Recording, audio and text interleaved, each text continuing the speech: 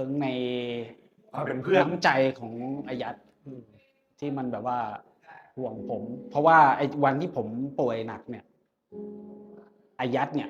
นั่งร้องไห้อยู่ข้างเตียง นั่งร้องไห้อยู่ข้างเตียง ผมก็ลืมตามาได้ยินเสียงผมก็ลืมตามาเจออายัดนั่งร้องไห้อยู่ ที่มันเห็นนั่งร้องไห้อยู่ ผมก็สะกิดอายัดมึงร้องไห้ เพราะว่าเห็นสภาพกูใช่ไหมอายัดก็หันมา เปล่าเมียกูจับได้ว่ากูไปเที่ยวอาบอบนวด เฮ้ยแม่งบิ้วมาตั้งนาน หยอกมันเห็นผมว่าแบบจริงๆอ่ะที่ขออนุญาตทวนคำถามนะครับ ที่แบบว่าทำไมถึงเป็นตาอายัดเถอะจริงๆผมไม่ได้เลือกอายัดมันเลือกผม จริงๆอายัดมันทำคนเดียวมันก็สำเร็จ เพราะว่ามันมีพรสวรรค์ตลกธรรมชาติ มันจะทำคนเดียวมันก็ทำได้ มันก็อายัดมันก็เป็นคนครีเอทีฟเก่งคิดคอนเทนต์เก่ง การแสดงก็เก่ง ระบบการจัดการมันก็เก่ง มันจะทำคนเดียวมันก็สำเร็จรวยไปแล้วแต่มันอ่ะห่วงผม